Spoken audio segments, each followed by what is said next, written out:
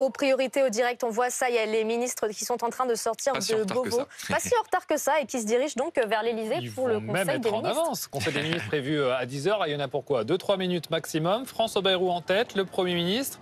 Et puis l'ensemble de son gouvernement. Elisabeth Borne, Manuel Valls, deux anciens Premiers ministres qui sont ministres d'État dans ce gouvernement.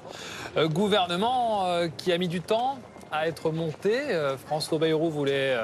de la droite, de la gauche, du centre. Bon, il n'y a pas beaucoup de gauche. Il y a quand même le ministre de l'économie qui vient de la gauche, du PS, qui va être important parce que parmi les priorités, il y a quand même le budget. Il n'y a toujours pas de budget 2025 en France, avec une pression du chef de l'État qui a dit dans ses vœux, il va veiller à ce budget et aux finances du pays. Calendrier totalement inédit pour la nomination de ce gouvernement, inédit, voire un peu baroque avec ces passations.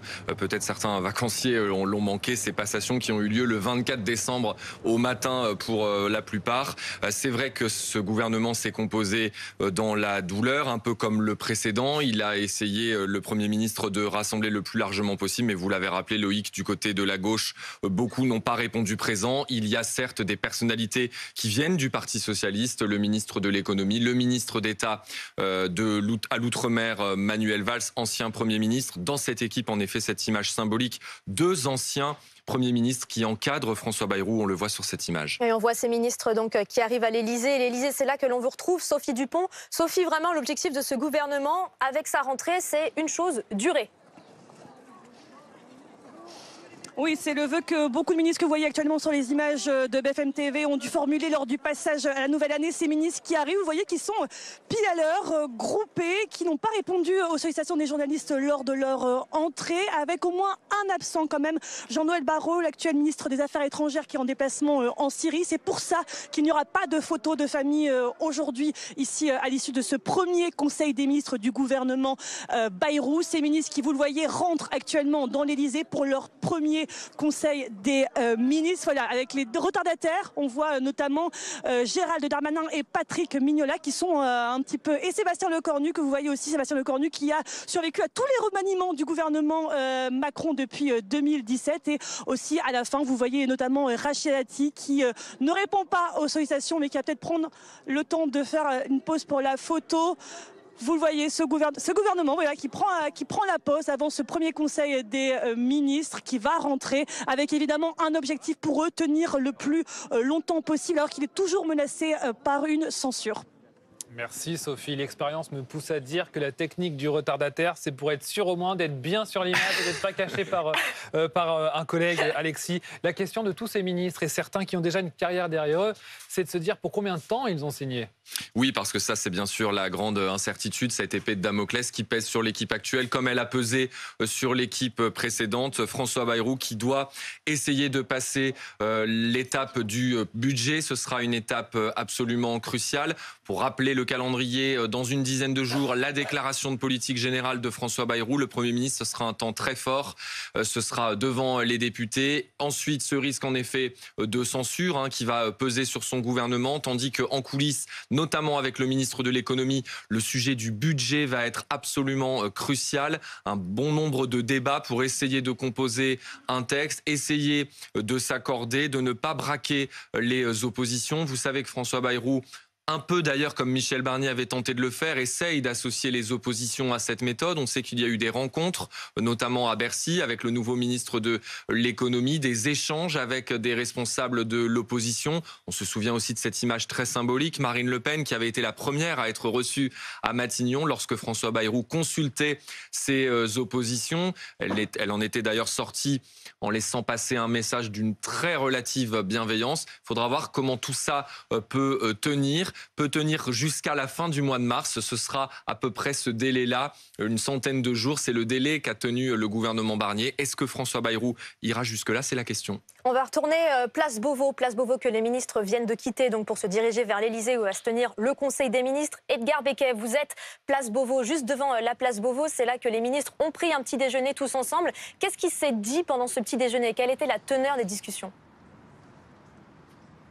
Oui Marie, c'est une tradition avant le tout premier Conseil des ministres de l'année. C'est petit déjeuner à l'hôtel Beauvau pour les membres du gouvernement. C'est un rituel, une tradition qui a été instaurée par Gaston Defferre, le ministre de l'Intérieur sous la présidence de François Mitterrand. C'était il y a un peu plus de 40 ans. Les différents membres du gouvernement sont donc arrivés ici aux alentours de 8h30. Tous sont arrivés en voiture sauf Gérald Darmanin, le ministre de la Justice, le garde des Sceaux, qui en a profité pour saluer les forces de l'ordre présentes devant l'hôtel Beauvau. Lui qui a occupé cette fonction, lui qui a été ministre de l'Intérieur pendant plusieurs années et qui a fait ce matin son grand retour à Beauvau, le temps d'une matinée, le temps d'un petit déjeuner. Et puis à 9h, c'est François Bayrou, le premier ministre, qui est arrivé ici à Beauvau et qui a été accueilli par le ministre de l'Intérieur, Bruno Retailleau, sur le perron de l'hôtel Beauvau. Et puis vous l'avez vu sur nos images il y a maintenant quelques minutes, l'ensemble du gouvernement est sorti de l'hôtel Beauvau. Les ministres se sont rendus à pied au palais de l'Élysée parce qu'on le rappelle, le palais de l'Élysée est à seulement quelques dizaines de mètres de l'hôtel Beauvau. Il faut simplement traverser la place Beauvau, emprunter la rue du Faubourg Saint-Honoré pour arriver à la présidence de la République. On a vu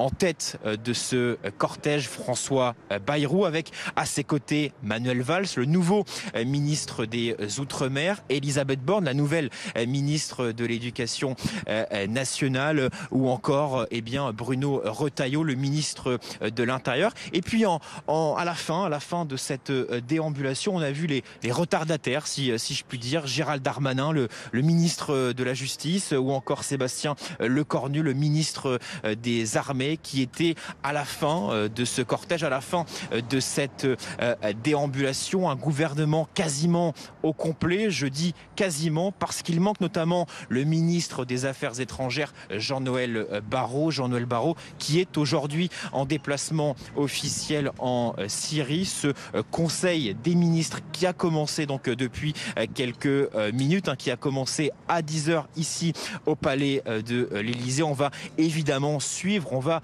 évidemment scruter ce tout premier conseil des ministres pour cette nouvelle équipe gouvernementale sur BFM TV.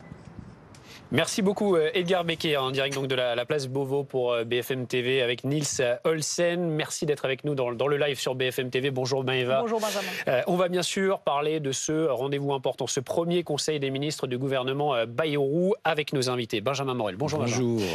Tous nos vœux pour cette nouvelle année, très belle année. Xavier Iacovelli, bonjour.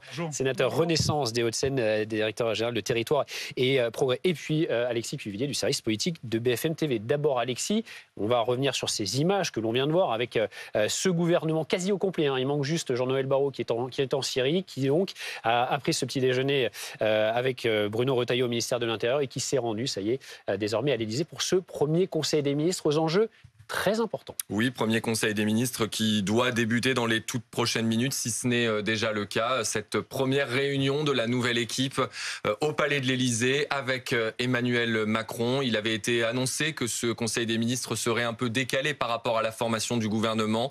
Formation du gouvernement dans un calendrier inédit, pour ne pas dire un peu étrange, avec cette annonce le 23 décembre et ces passations de pouvoir le 24 décembre. On s'en souvient, ça n'a pas été simple de composer cette équipe, comme cela avait été déjà le cas pour Michel Barnier au début de l'automne, à la fin de l'été. Évidemment, pour François Bayrou, il y avait cet enjeu de rassembler des personnalités d'horizons différents.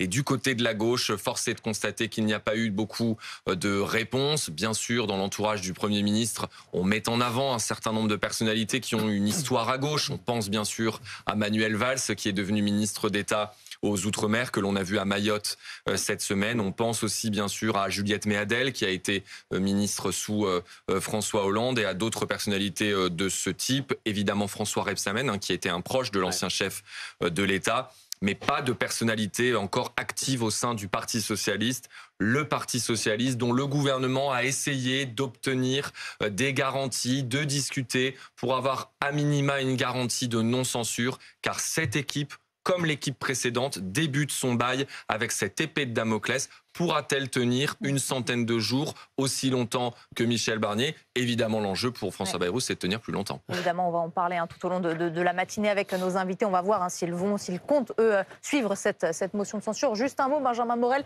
ce type de rendez-vous pour débuter une année, c'est important d'un point de vue démocratique, pour souder une équipe, pour aborder les sujets qui vont être prioritaires? Alors c'est important, et c'est important déjà d'un point de vue juridique. Vous savez qu'il y a tout un tas d'actes qui nécessitent un Conseil des ministres. Des nominations, des décrets, des projets de loi, même si a priori il n'y en aura pas vraiment, étant donné que le projet de loi sur Mayotte a été reporté. Néanmoins, c'est important. Par ailleurs, ce Conseil des ministres, c'est évidemment un lieu qui est un lieu de rencontre, de messages et de photos qui permet de poser cette cohésion gouvernementale, au moins cette existence gouvernementale, qui pour l'instant ne dépendait que d'une annonce du secrétaire général de l'Élysée sur le perron de l'Élysée. Et donc, ce faisant, aujourd'hui, en effet, on a un gouvernement qui est présent et qui est au complet. Après, je rejoins ce qui a été dit. La question, c'est celui de la précarité ou pas de ce gouvernement et je dirais, du caractère ou pas pérenne de cette composition. Et là, pour l'instant, tout reste à construire. On a quand même un gouvernement qui est extrêmement, extrêmement faible, probablement l'un des plus fragiles de toute la Ve République. Alors François Bayrou s'est exprimé devant ses ministres il y a quelques instants. Selon son entourage, voici ce que dit le Premier ministre. Il estime qu'il existe un chemin pour sortir de la période d'instabilité. On va en parler avec vous, Xavier Iacovelli, dans un instant. Mais d'abord, on va aller à l'Élysée pour retrouver Sophie Dupont. Sophie, on le disait, les défis sont immenses pour ce gouvernement. Jusqu'à quand va-t-il pouvoir tenir avec les débats qui entrent dans le vif du sujet dès ce matin avec ce Conseil des ministres? Oui, ce Conseil des ministres qui est le premier de cette année, aussi le premier du gouvernement Bayrou, Benjamin, 11 jours après sa nomination. Alors autour de la table, il y a presque tout ce gouvernement que vous avez vu arriver ici à pied depuis le ministère de l'Intérieur qui est tout proche. Il y a au moins un absent cependant, Jean-Noël Barrot, ministre des Affaires étrangères, qui est actuellement en déplacement en Syrie. C'est pour ça qu'il n'y aura pas de photo de famille de ce gouvernement Bayrou aujourd'hui. Au menu de ce Conseil des ministres qui va débuter dans les toutes prochaines minutes, pas de projet de loi. La présentation de la loi d'urgence pour Mayotte a été reportée à la semaine prochaine pour multiplier les concertations avant ce Matignon. Mais nul doute que les deux têtes de l'exécutif, Emmanuel Macron et François Bayrou, vont profiter de ce moment, de cette rentrée, pour adresser des messages à leurs nouvelles équipes. Alors que les urgences sont multiples, vous l'avez dit, il y a Mayotte évidemment, il y a aussi ce budget et il y a enfin aussi la crise agricole.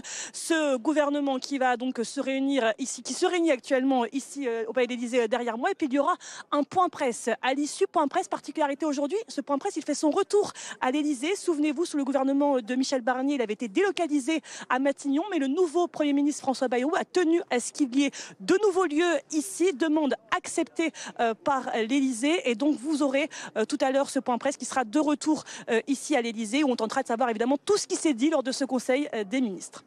Merci beaucoup, Sophie Dupont, depuis l'Élysée avec Nathan Stoura, Alexis Cuvillier. On a quelques dernières informations sur ce qui a pu se dire pendant ce déjeuner, ce petit déjeuner. Oui, avec le Premier ministre qui a pris la parole assez longuement, bien sûr, lors du petit déjeuner gouvernemental.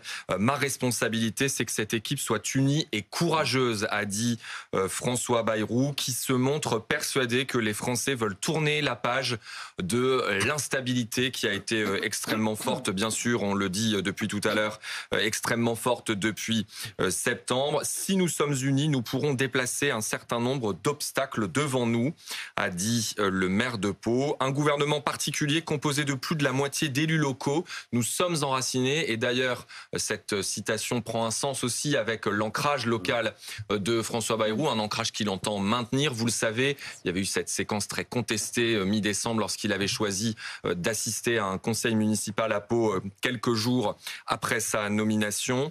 Il n'y aura pas une minute où je ne serai pas à votre disposition, à votre service. Voilà quelques propos qui nous sont rapportés. Xavier Iacovelli, quand vous entendez ce que François Bayrou a dit à ses ministres également, qu'il estime qu'il existe un chemin pour sortir de la période d'instabilité, vous êtes d'accord avec ça? Vous pensez aussi qu'il peut y avoir un chemin? Mais au-delà d'être d'accord, je pense que c'est nécessaire. Les Français, effectivement, sont las de cette situation d'instabilité, sur cette incapacité des gouvernements successifs à agir réellement pour l'intérêt des Français, non pas parce qu'ils ne veulent pas, mais parce qu'en fin de compte, les gouvernements sont bousculés, sont minoritaires, sont incapables de porter des projets qui soient majoritaires à l'Assemblée nationale. Donc oui, on a besoin aujourd'hui d'une stabilité, on a besoin d'avancer sur un certain nombre de sujets. Bien sûr, l'urgence aujourd'hui, c'est Mayotte. C'est Mayotte. C'est bien sûr ensuite le budget qui arrivera à la fin du mois. C'est la question aussi de l'enfance avec la déclaration du président de la République sur la nomination d'un haut commissaire qui est, on va le dire, une déception aussi pour le secteur. Et moi, je l'assume, je soutiens le président de la République et le camp présidentiel. Mais c'est une déception aujourd'hui de ne pas avoir un portage politique fort sur la question de l'enfance en danger, qui est un vrai sujet, une promesse présidentielle. Donc on a besoin d'avancer sur ces sujets, sur les familles monoparentales aussi. Moi j'avais commis un rapport pour l'ancien Premier ministre Gabriel Attal où on attend maintenant la concrétisation de ce rapport d'un point de vue législatif et d'un point de vue réglementaire. Tout ça, ce sont des sujets qui sont prioritaires, attendus par les Français, mais qui peinent à arriver parce que faute d'avoir un gouvernement qui soit stable. Alors oui, on comprend ce que vous nous dites, qu'il y a donc un besoin d'avancer. Pour autant, il y a eu donc cette motion de censure qui va très certainement être déposée par la France Insoumise. On y reviendra dans quelques minutes. Avec notre Adrien Chloé qui nous a rejoint. Bonjour. Voilà, avec Bonjour. aussi des partis politiques qui se sont déjà exprimés, qui laissent planer une certaine incertitude. En tout cas, il y a cette menace qui plane autour de ce nouveau gouvernement. Donc ça aussi, vous l'entendez, vous avez quand même un espoir. Je l'entends parce que je ne suis pas complètement sourd aux déclarations des différentes oppositions. Maintenant, moi, je tends la main, comme je le fais depuis 2022, à mon ancienne famille politique, c'est-à-dire le Parti socialiste, en leur disant « Venez travailler avec nous ». Bien sûr, rien n'est parfait. On ne sera pas d'accord sur tout, mais au bout d'un moment, si on n'arrive pas à se dire que pour l'intérêt des Français, on a besoin de se mettre autour d'une table et d'avancer sur des projets prioritaires, sur la question du budget, sur la question de ne pas avoir d'assignation à résidence, et notamment sur un sujet qui tient à cœur à la gauche, sur cette émancipation, sur cette capacité de prendre l'ascenseur social. Tout ça, ce sont des éléments que le Parti socialiste devrait défendre et devrait venir avec nous autour de la table pour travailler sur ces sujets. Donc oui, moi je pense qu'il y a un chemin. Je suis d'accord avec le Premier ministre François Bayrou. Il y a un chemin possible. Pour l'instant, c'est plutôt un sentier. Mais espérons que ça soit demain une autoroute. Mais en tout cas, on a besoin effectivement de se mettre autour de la table et de travailler pour l'intérêt des Français. Bonjour Adrien Chloé, merci d'être avec nous. Bonjour. Vous avez-vous déjà prévenu vouloir déposer une motion de censure? Ça, c'est déjà clair de votre part. Vous ne voulez pas attendre que ce gouvernement prenne ses marques et attendre au moins quelques jours ou pour juger sur pièce ce nouveau gouvernement? Le gouvernement a déjà pris ses marques. Monsieur Bayrou s'est exprimé politiquement et puis c'est pas un perdreau de l'année. Monsieur Bayrou, il fait de la politique depuis une quarantaine d'années, donc on connaît ses opinions. Par exemple, sur la réforme des retraites. Il est à rebours de l'ensemble de la population française. Et puis, moi, vous savez, dans le moment, j'attends du gouvernement au moins qu'il fasse semblant de se préoccuper de la situation actuelle. On parle de 300 000 licenciements potentiels dans le pays. Il y a, à l'heure où on se parle, 141 plans de licenciement qui sont en cours. Et apparemment, la seule suppression d'emplois qui intéresse M. Bayrou, c'est la sienne, c'est son poste de Premier ministre. Donc, tout cela n'est évidemment pas à la hauteur. Et ce gouvernement qui veut maintenir des politiques libérales et macronistes qui ont été refusées par les Françaises et les Français aux élections n'a aucune espèce de légitimité. Benjamin Morel, comment on sort de cette situation de blocage puisqu'on se dirige potentiellement vers une nouvelle motion de censure? Alors vous me posez une question, si j'avais cette réponse, à mon avis, je la monnaierais très très cher. On est dans une situation de blocage. La question, c'est à quel moment, entre guillemets, ça peut tomber. La possibilité d'une motion de censure, en effet, est avérée le 14 janvier. Il est probable que ça ne passe pas tout bêtement parce que le RN, pour l'instant, a plutôt intérêt à laisser vivre. Et donc, ce faisant, si vous faites le calcul centre LR plus RN, vous n'avez pas de majorité absolue pour faire tomber le gouvernement. La vraie difficulté va probablement arriver au moment du budget. Parce que ce budget, pour des raisons diverses et variées sur lesquelles on pourra revenir, ça va être un budget probablement de plus grande austérité que le budget précédent, que le budget Barnier. Parce qu'il faut arriver à trouver 10 milliards que, naguère, on pouvait trouver sur les plus riches et sur les entreprises, que là, on ne pourra pas trouver pour des raisons constitutionnelles, a priori. Et donc, ça fait que vous allez avoir un budget probablement relativement impopulaire et une pression qui va s'exercer sur les députés Rassemblement national à l'aune d'une dissolution potentielle 5 mois plus tard. Est-ce que le RN, à ce moment-là, jouera le jeu de la non-censure ? C'est pas tout à fait évident. On se retrouve dans un scénario qui ressemble quand même à celui de décembre 2024. et les mêmes causes ont souvent les mêmes conséquences. Alexis Cuvillier, il y a de très nombreux chantiers, des priorités, on l'a dit. On a parlé bien sûr du budget, Mayotte. Xavier Iacovi le rappelait. Il y a aussi bien sûr les retraites. François Bayrou qui s'est engagé à des discussions sur les retraites. On verra bien sûr ce que ça va donner. On a aussi cette loi sur la fin de vie. On verra s'il y a une suite qui est donnée. Le débat sur la fin de vie, apporter des solutions aux agriculteurs. Il y a vraiment de très très nombreux défis. Oui, il y a beaucoup de défis, même si aujourd'hui le Conseil des ministres, et c'est d'ailleurs assez habituel de mémoire lors de ce premier Conseil des ministres, on est ici plutôt sur une rencontre assez symbolique. Il y a un ordre du jour qui est assez limité. C'est vrai qu'on attendait au départ ce texte sur Mayotte, ce texte d'urgence sur Mayotte dès aujourd'hui, mais Matignon, en accord avec visiblement un certain nombre d'élus locaux notamment et d'observateurs qui estimaient que les choses allaient un peu vite, a préféré légèrement décaler la présentation de ce texte qui est maintenant envisagée plutôt pour la semaine prochaine. L'entourage de François Bayrou assure que cela n'aura pas d'impact sur l'examen parlementaire de ce texte sur Mayotte. Il y aura en effet un certain nombre de priorités pour le gouvernement. C'est vrai que ce sujet de l'agriculture, la loi d'orientation agricole attendue de longue date, reportée à cause de la dissolution, cela reviendra en effet très vite dans les priorités. On sait que la ministre Annie Genevard, qui a été reconduite à son poste, est vigilante sur une éventuelle reprise de la contestation. Il y a eu dès hier un déplacement de la ministre dans le Doubs. Et puis il y a bien sûr le sujet crucial du budget. Éric Lombard, le nouveau ministre de l'économie, échange avec les oppositions à ce sujet. Il y a la déclaration de politique générale de François Bayrou dans une dizaine de jours. Et dans la foulée, en effet, le Premier ministre et son gouvernement seront complètement focus, j'allais dire concentré sur la préparation de ce budget 2025. Adrien Clouet, lorsque vous entendez ces défis, ces urgences, voilà, des mesures qui sont réclamées par les Français, par les Mahorais, par les agriculteurs, est-ce que vous ne vous dites pas, il faudrait peut-être essayer de ne pas faire une opposition frontale, mais d'être dans quelque chose de constructif? Je ne pense pas que les Mahorais aient demandé M. Bayrou comme solution à leurs problèmes, d'abord. Deuxièmement, je pense que si jamais ils avaient voulu une solution à leurs problèmes, ils n'auraient pas choisi M. Bayrou, c'est-à-dire quelqu'un qui préfère être au conseil municipal de Pau plutôt que de se rendre sur place. On est dans une situation aujourd'hui, vous l'évoquez à l'instant, qui est dramatique. On parle de bouteilles, d'un tiers de litres d'eau par famille qui sont distribués à Mayotte. On parle de 1 à 2 boîtes de sardines pour des familles entières pour se sustenter. On parle de 10 km à pied pour rejoindre les points de distribution. Ça, c'est la situation actuelle à Mayotte, d'un gouvernement qui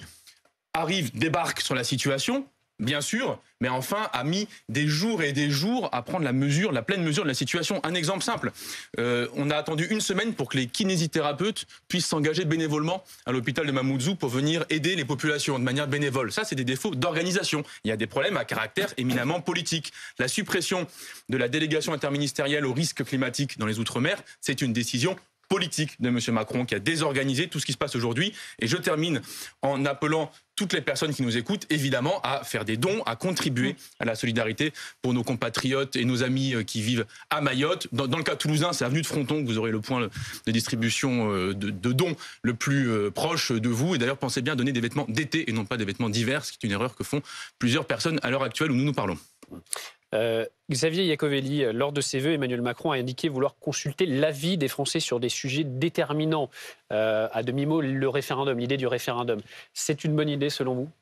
Alors, il n'y a pas que le référendum. Quand redonner la parole aux Français, il n'y a pas que le référendum. Il y a aussi les consultations, on sait qu'il pense à ça, le chef de l'État, quand il en parle. J'en sais rien. Moi, je ne sais pas ce que le chef de l'État pense. En tout cas, oui, mais en tout cas, je ne pense pas qu'il ait dit clairement le mot référendum. Libre à lui, effectivement, d'organiser la consultation citoyenne comme il l'entend, soit par référendum. Après, le référendum, c'est quand même très cadré. Et donc, on ne peut pas consulter sur tout. Après, redonner la parole aux Français, je pense que c'est toujours utile. Il l'a fait pendant la dissolution, même s'il a eu un mea culpa sur le timing, mais je pense que redonner la parole aux Français, c'est toujours de bonne loi. Et donc, oui, je pense que c'est important d'avoir le retour des Français sur un certain nombre de sujets pour pouvoir avancer. faute d'avoir une Assemblée nationale qui soit capable de légiférer correctement, nous, au Sénat, on essaie de faire ce qu'on peut, mais on est bloqué par l'instabilité de l'Assemblée nationale. Et donc, effectivement, redonner la parole aux Français va dans le bon sens. Benjamin Morel, c'est justement une solution peut-être pour sortir du blocage, en tout cas sur certains thèmes? Entendons-nous bien, moi je suis fondamentalement favorable au référendum. Et on pourrait développer le RIC, qui n'est pas une horreur et qui existe dans la moitié des États américains, dans la moitié des États européens, et ça se passe très très bien. En revanche, là, au concours Lépine des mauvaises idées, je crois qu'on peut battre la dissolution. Qu'est-ce qui se passe si vous annoncez un référendum? Je parle sous le contrôle de mon voisin, toutes les oppositions vont dire OK référendum, mais en mode plébiscite 1969. Autrement dit, si vous perdez le référendum, vous partez.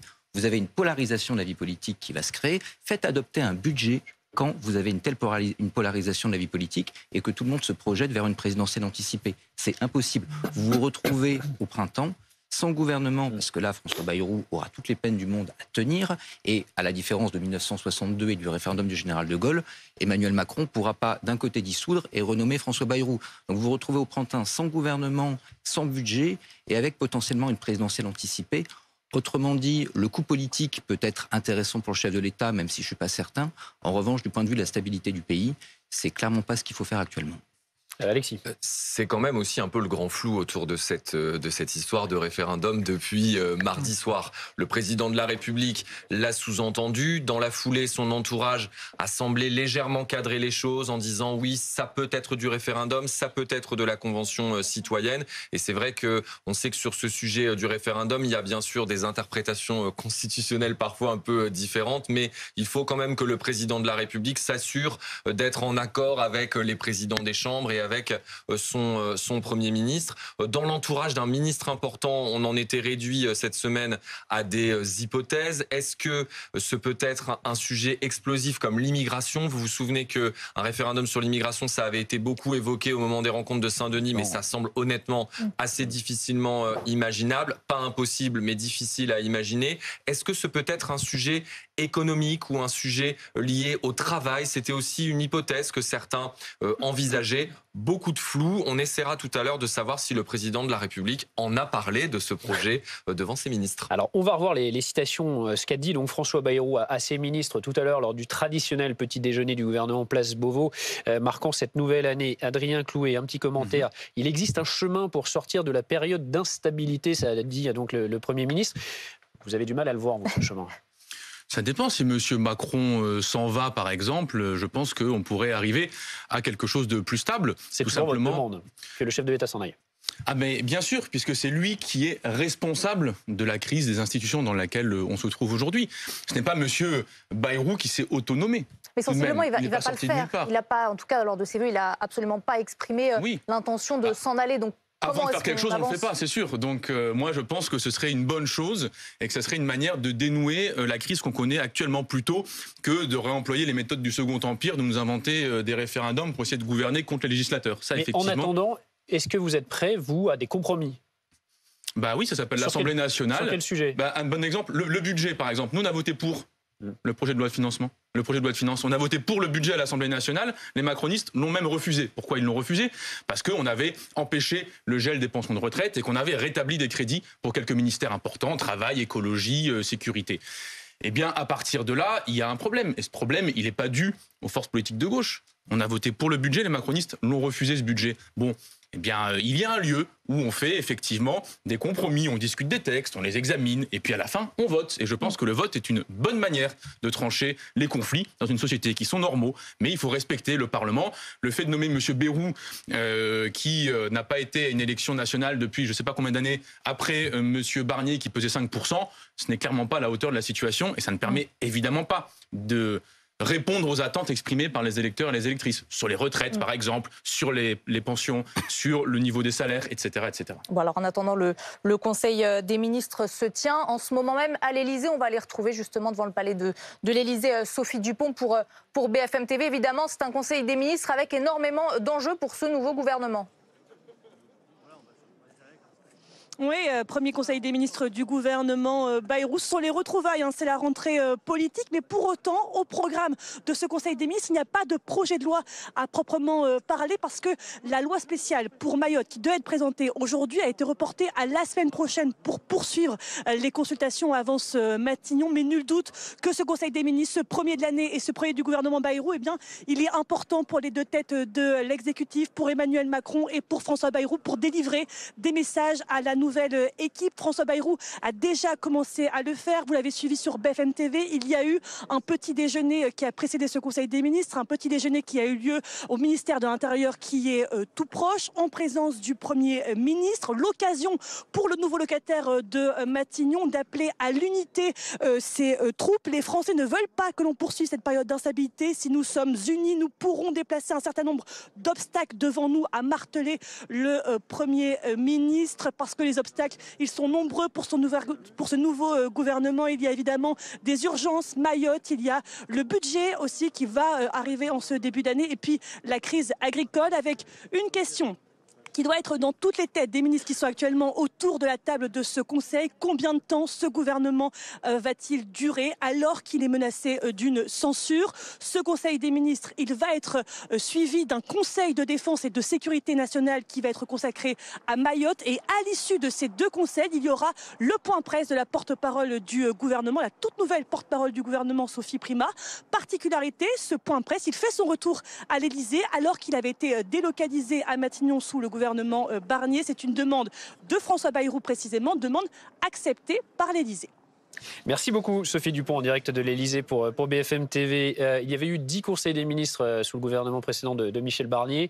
Est-ce que selon vous, Benjamin Morel, François Bayrou, le gouvernement... c'est des questions à chaque fois après. Le gouvernement de François Bayrou est-il aussi fragile que celui de Michel Barnier? Il l'est sans doute plus sur le papier, parce que au sein du gouvernement de Michel Barnier, vous aviez un LR qui était beaucoup plus attaché à ce gouvernement. De l'autre côté, vous aviez une majorité, je dirais des groupes présidentiels qui étaient relativement cohésifs. Là, on a quand même les principaux opposants à Gabriel Attal en interne qui sont au gouvernement. Gérald Darmanin, Elisabeth Borne, et les proches de Gabriel Attal ont été évincés du gouvernement. Donc vous avez un gouvernement qui va contre les volontés du chef du principal groupe de la majorité. C'est un tantinet embêtant. De l'autre côté... Une image, regardez, le tour de table. Conseil des ministres à l'Élysée autour d'Emmanuel Macron. Alexis, on va commenter, Benjamin, avec vous, messieurs, en plateau. Le premier conseil des ministres, donc, Alexis, du gouvernement Bayrou. Emmanuel Macron face à son Premier ministre. Tout sourire. Tout sourire. Alors, je ne sais pas si ce sont des images en direct et si on entend le... Ça ne paraît pas être en direct, non, ça a dû être renvoyé, ça doit dater d'il y a quelques minutes. Je ne sais pas si on entend le président de la République qui, semble-t-il, a pris un peu la parole. C'est l'usage, bien sûr, au niveau de chaque conseil des ministres. D'ailleurs, c'est l'usage même lorsqu'il y a une période de cohabitation. C'est le président de la République qui reçoit, donc c'est lui qui prend parfois la parole, qui prend la parole au début. Il peut être évoqué assez rapidement dans le Conseil des ministres un point sur la situation internationale lorsque cela est nécessaire. Et puis ensuite, il y a un échange d'actualité avec les différents ministres. Oui. Et on voit donc cette image furtive avec François Bayrou face à Emmanuel Macron. Et dans cette configuration de gouvernement qui vient de façon élargie, ce sera probablement pas toujours le cas dans les prochaines semaines. Mais donc on voit aussi, et les téléspectateurs le remarquent peut-être, que ce n'est pas le décor habituel d'un Conseil des ministres. C'est, semble-t-il, sauf erreur de ma part, la table a dû être montée dans la salle des fêtes de l'Élysée, merci.